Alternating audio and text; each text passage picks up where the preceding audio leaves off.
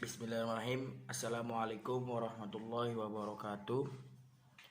Perkenalkan, nama saya Muhammad Alham Al-Farisi. Di sini saya akan menjelaskan unit 4, yaitu dengan judul pengertian masalah pembangunan, bimbingan dan bimbingan. Langsung saja masuk ke materi. Yang pertama yaitu masalah menghadapi pengembangan program bimbingan dan konseling di negara. Meskipun dasar pemikiran pengenalan bimbingan dan konseling dimasukkan ke dalam kebijakan nasional pendidikan pada tahun 1981, masalah yang dihadapi pengembangan program bimbingan dan konseling dapat dikelompokkan sebagai yang disebabkan oleh laki-laki, materi, dan uang. Penerimaan diterima dengan kecurigaan dan sikap tunggu dan dilihat. Ini karena fakta bahwa ada penyebabnya, yaitu di antara lain yang pertama, kurangnya konseyor terlatih. APGA merekomendasikan bahwa harus ada rasio 1:250. Yang kedua yaitu kebaruan relatif dan bimbingan dan konseling di negara. Sementara pendidikan barat diperkenalkan di negara itu sekitar tahun 1842. Bimbingan dan konseling secara resmi diperkenalkan pada tahun 1958. Itu terjadi setelah lebih dari 1 abad Masehi. Yang ketiga yaitu keraguan tentang kemanjuran bimbingan dan konseling.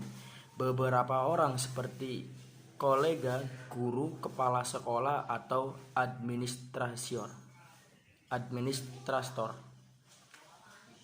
yang tidak tahu apa-apa meragukan keefektifan konseling psikologi belum mencapai tingkat profesinya. Dan yang keempat, peran kabur dari penasihat bimbingan. Beberapa orang dalam masyarakat tidak mengetahui peran konselor bahkan di lingkungan sekolah, di mana kesadaran diharapkan menjadi tinggi di dalam poin yang keempat ini.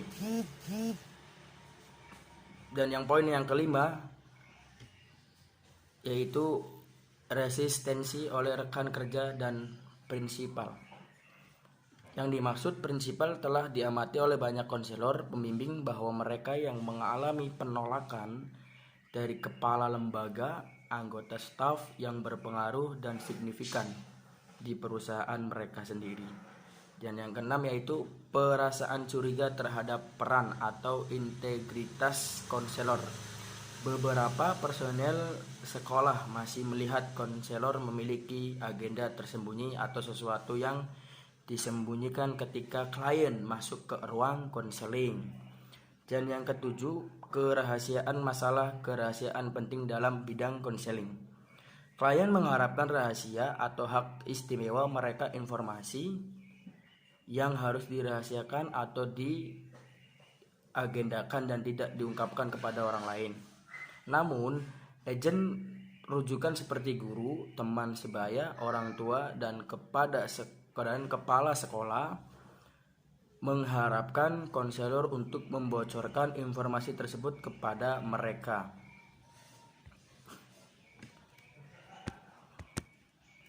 Baik, dan yang kedelapan yaitu kurangnya komitmen pejabat pemerintah.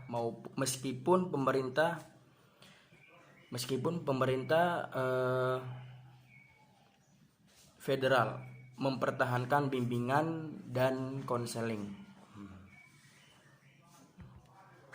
Dan yang kesembilan yaitu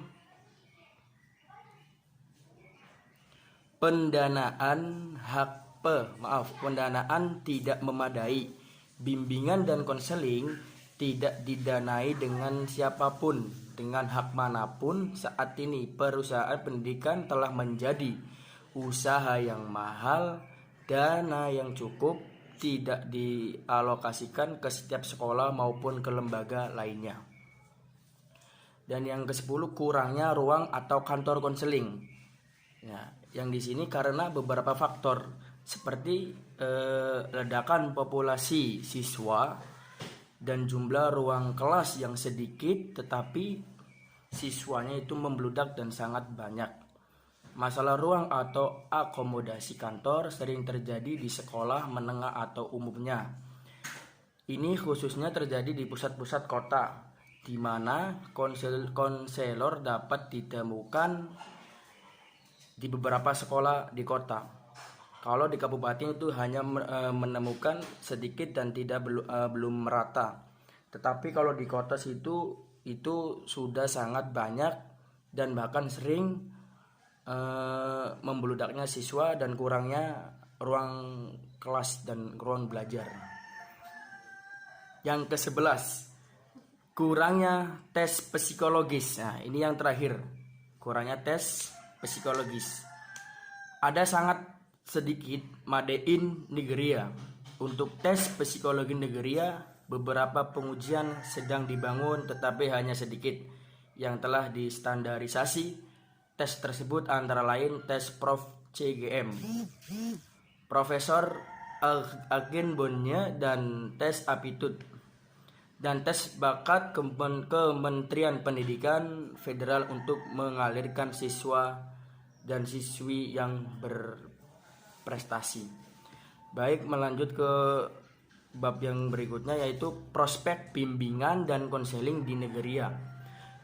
Nah, di sini prospek layanan bimbingan dan konseling di Nigeria tergantung pada solusi untuk masalah yang disebutkan di atas. Nah, menyatakan bahwa Allow et al. 2003 menyatakan bahwa berdasarkan tren saat ini, nampaknya masa depan cerah untuk bimbingan konseling di Nigeria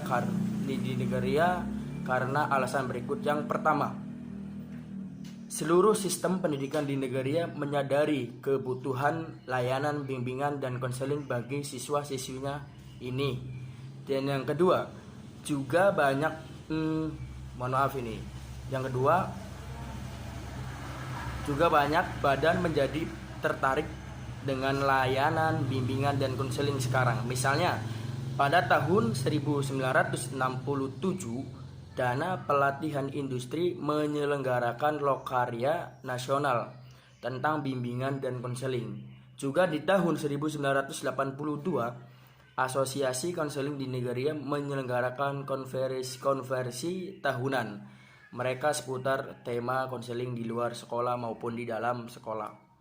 Dan yang ketiga, bimbingan dan konseling juga sedang diusulkan untuk diintegrasikan ke dalam pelatihan guru di Nigeria. Artinya, dalam waktu dekat, bimbingan dan konseling bisa mapan di sekolah maupun di universitas. Dan yang keempat, yang terakhir, berbagai jenis masalah muncul di masyarakat kita. Yang pertama, masalah pernikahan. Dan yang kedua, masalah keluarga. Yang ketiga, masalah kejuruan. Dan yang keempat, masalah hubungan. Dan yang kelima, masalah pensiun bagi yang PNS. Semua ini dan lainnya menuntut perhatian konselor. Selama masalah ini ada di masyarakat, konselor bimbingan akan selalu memiliki pekerjaan yang harus dilakukan, baik sebagai konselor publik maupun swasta. Ya. Mungkin itu saja yang bisa saya jelaskan, kurang lebihnya mohon maaf. Dan kesimpulan pada tema hari ini yaitu perkembangan program bimbingan dan konseling diwarnai dengan segudang permasalahan, mulai dari yang disebabkan oleh laki-laki, materi, uang, dan ini menginformasikan alasan pengenalan bimbingan dan konseling dimasukkan dalam kebijakan nasional pendidikan pada tahun 1981.